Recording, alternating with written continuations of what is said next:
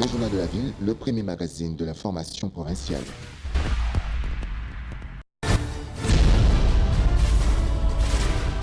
Tout de suite, le journal.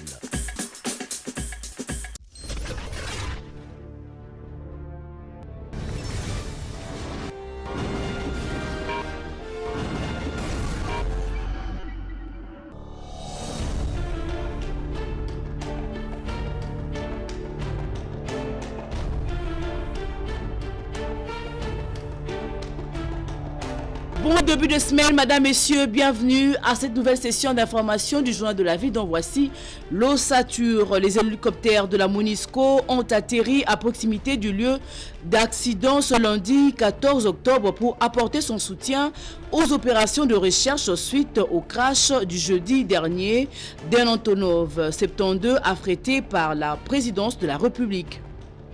Autre chose, le Centre culturel et artistique pour l'Afrique centrale aura 2 salles, dont l'une avec une capacité de 2000 places.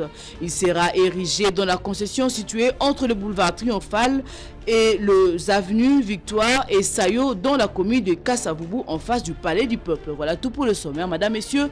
Tout de suite, c'est les détails.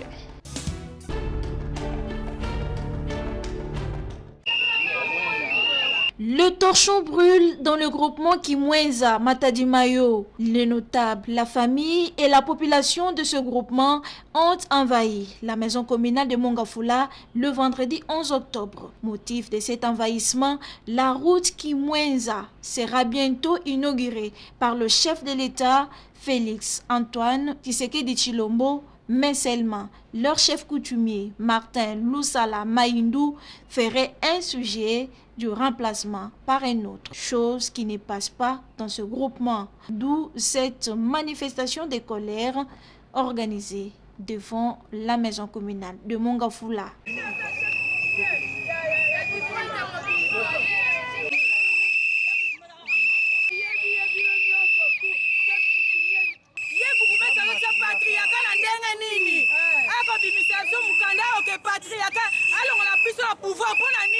Le chef de l'État, Félix Antoine Tshisekedi Tshilombo, prône un état de droit.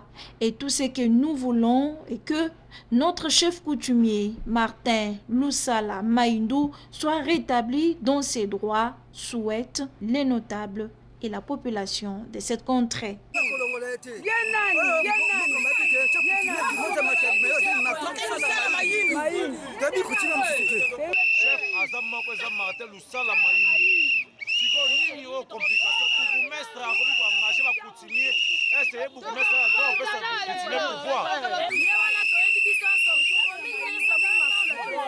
Croire que la demande de la population du groupement Kimwenza Matadi-Mayo sera entendue par les autorités compétentes.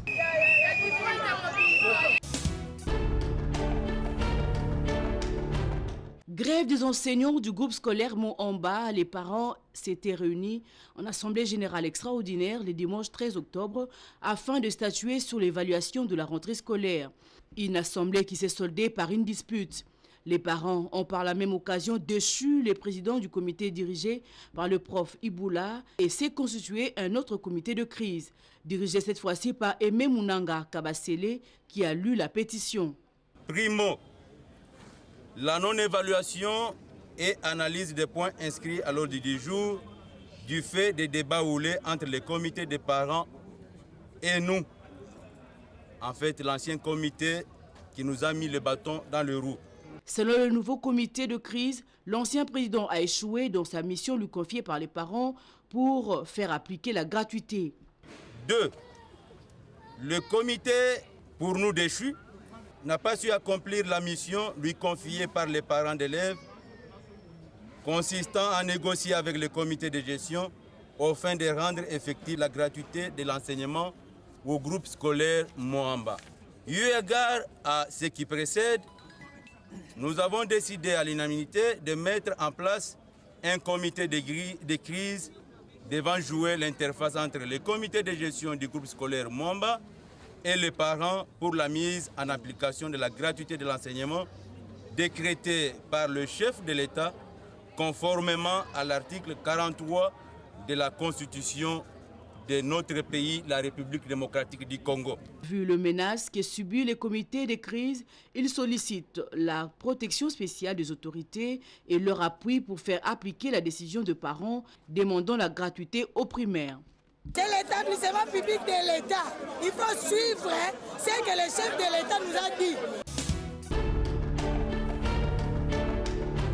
Le professeur Iboula Fatila, président du comité des parents du groupe scolaire Mohamba, en fonction, a exprimé ses regrets suite au comportement des parents affichés à son égard au cours de l'Assemblée générale extraordinaire, lui qui a voulu le faire entendre raison sur la correspondance du prophète datée du 2 octobre, explicitant que la gratuité ne concerne pas le Mohamba car cette école ne relève pas de l'EPST mais plutôt de l'ESU. Le professeur Iboula confirme qu'il est et reste le président du comité des parents jusqu'à un nouvel ordre. Nous sommes présidents du comité des parents jusqu'à preuve du contraire parce que nous avions été élus. En effet, c'est comme vous le savez, le président de la République avait fait valoir l'article 43 de la Constitution qui a institué la gratuité des enseignements aux écoles de base sur toute l'étendue du territoire. Alors devant ces situations, nous étions très contents parce que nous devons féliciter le chef de l'État. C'est une mesure qui doit chanter tous les parents parce que nous voulons que nos enfants puissent étudier.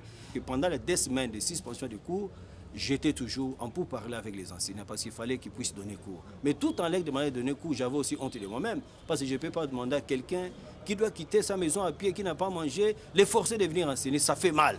Mais en tout cas, je me suis ajourné devant eux. Ils ont quand même accepté de reprendre les enseignements. Voilà pourquoi cette semaine, les enseignements ont été donnés.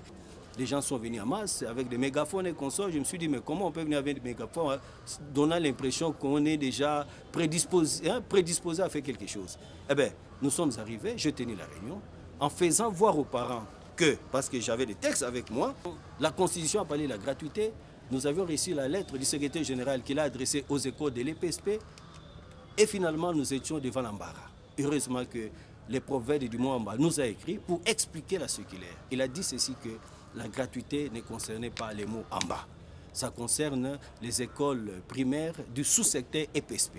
Depuis l'arrêt de cours le 23 septembre, le professeur Iboula n'a cessé de parler aux enseignants, raison pour laquelle la semaine dernière, il y a eu reprise de cours. Mais puisque le groupe scolaire dépend de l'ESU, n'avait pas été budgétisé. Mais le pourparler doivent continuer pour la paix et la reprise effective, car les enseignants vivent des contributions des parents.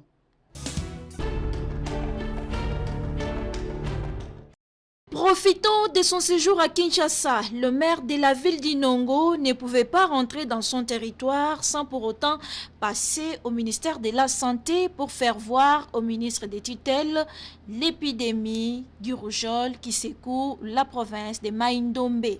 Simon Mbo Wembo, maire de la ville d'Inongo, est venu solliciter de l'aide au ministre de la Santé publique pour mettre fin à la rougeole. Il a été reçu ce lundi 14 octobre par le vice-ministre de la Santé, Albert Mpeti Biombo, au nom du ministre de la Santé publique, Dr Etienne Nilongondo Empêché. Le maire d'Inongo sort satisfait et promet de faire rapport à son chef direct qui est le gouverneur de Mai-Ndombe.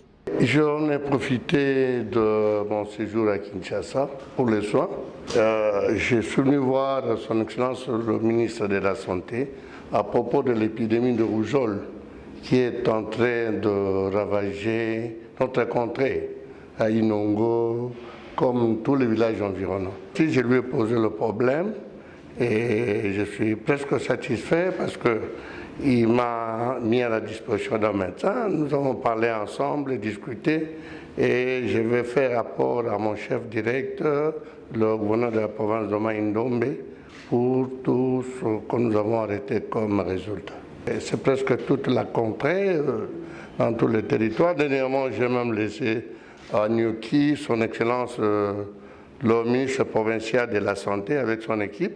Il y a eu une équipe de riposte de l'OMS qui avait de Kinshasa. Ils ont commencé à intervenir.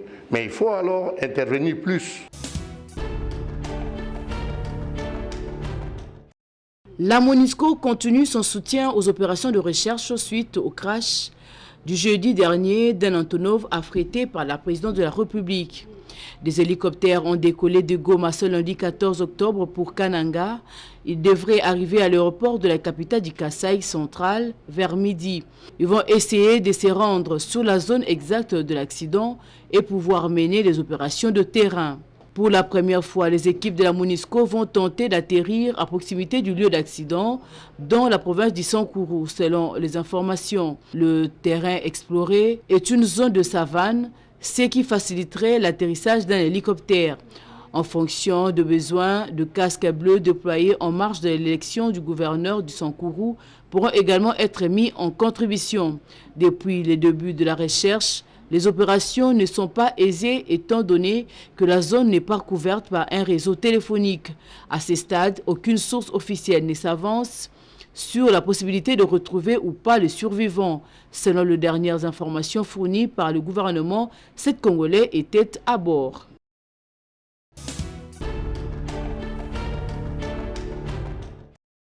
Crash de l'Antonov, 70 affrété pour la logistique présidentielle. Le personnel politique du chef de l'État condamne avec la dernière énergie cet acte et demande au président de la République Félix-Antoine Tshisekedi Tshilombo de veiller à ce que la commission mixte mise en place pour les enquêtes puisse ramener les vrais résultats. C'était au cours d'une déclaration tenue le dimanche 13 octobre à Kinshasa. Le personnel politique du chef de l'État condamne avec la toute dernière énergie ces grands actes ignobles de terrorisme orchestrés contre les cargos Antonov 72 affrétés pour la logistique présidentielle ayant en son bord une équipe d'avance. 2.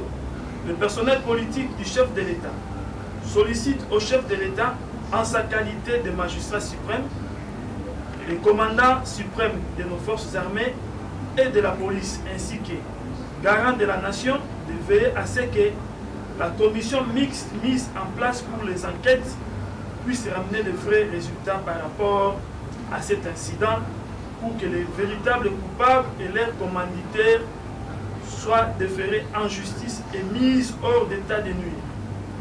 3. Le personnel politique du chef de l'État informe à l'opinion nationale et internationale que notre pays, la République démocratique du Congo, n'est pas à vendre ni à balkaniser. Au contraire, son président, Excellence Félix-Antoine Tshisekedi Tshilombo, chef de l'État, ainsi que tout le peuple congolais, reste ouvert à tout le monde pour un partenariat gagnant-gagnant. Par ailleurs, le personnel politique du chef de l'État exhorte nos forces armées, la police et les différents services de sécurité d'être vigilants, loyaux et prêts à défendre le peuple congolais conformément à leur serment.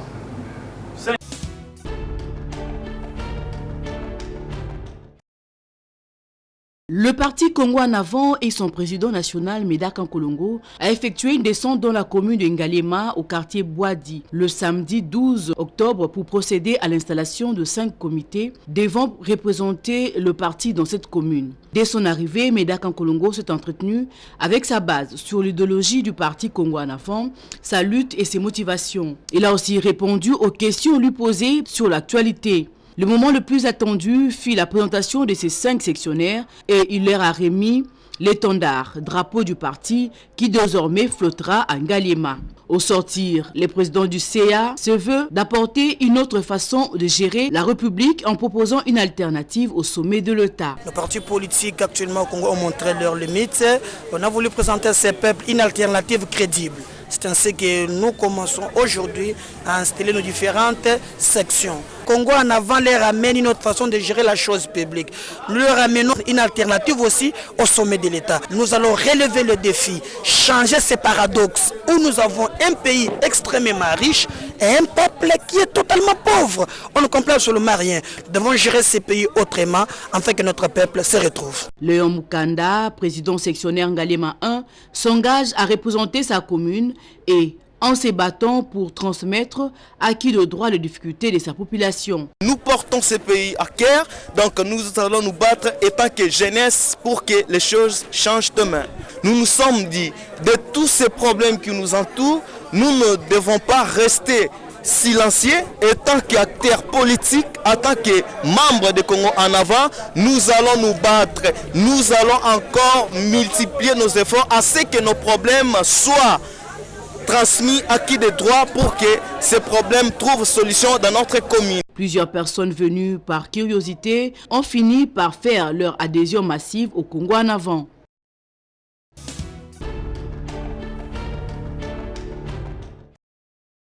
Le groupe musical tout-puissant OK Jazz et Eric Nice ont organisé une soirée à l'immeuble Inde 3 pour commémorer le 30 ans depuis la disparition du grand maître Lambo Makiadi. Un concert a été joué en présence de plusieurs invités de marque venus de plusieurs pays.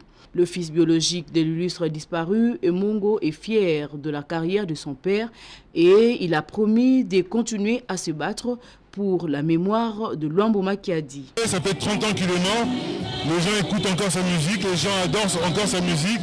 Il est présent dans les foyers congolais, donc je suis fier de sa carrière, fier d'être son fils, fier de me battre chaque jour pour que sa mémoire ne disparaisse pas dans les méandres de la vie. Là, c'est le premier événement d'une longue série. Les prochains événements qui seront à venir seront organisés par le gouvernement, donc avec la fondation Lambo. Pourquoi ça a pris du retard? Le gouvernement a pris beaucoup de retard pour sortir.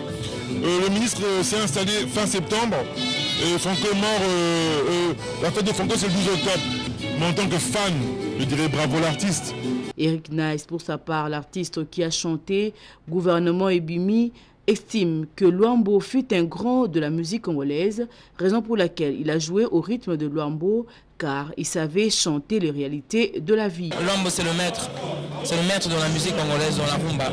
En tout cas, c'était obligatoire de faire cette chanson-là sous les rythmes de Luambo, parce que c'est le seul qui savait peindre la société congolaise quand il fallait et la manière dont il le faisait.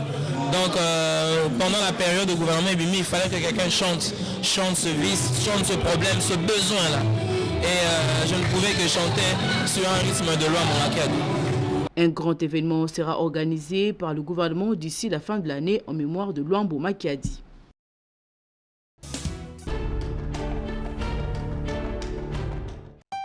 La succession du fait Dr Mwanampo procède à la vente de la villa familiale qui se trouve sur l'avenue du Congo numéro 40 au quartier d'Elvo dans la commune de Ngaliema.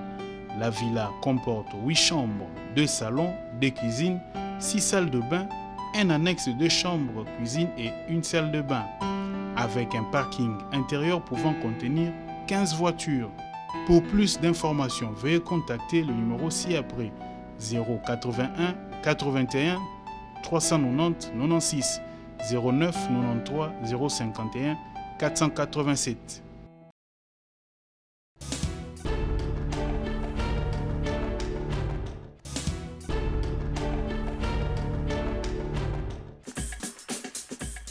Ce journal est complètement terminé. Madame, Messieurs, merci de l'avoir suivi. Le prochain rendez-vous est fixé pour le mardi 15 octobre. D'ici là, portez-vous bien. Au revoir.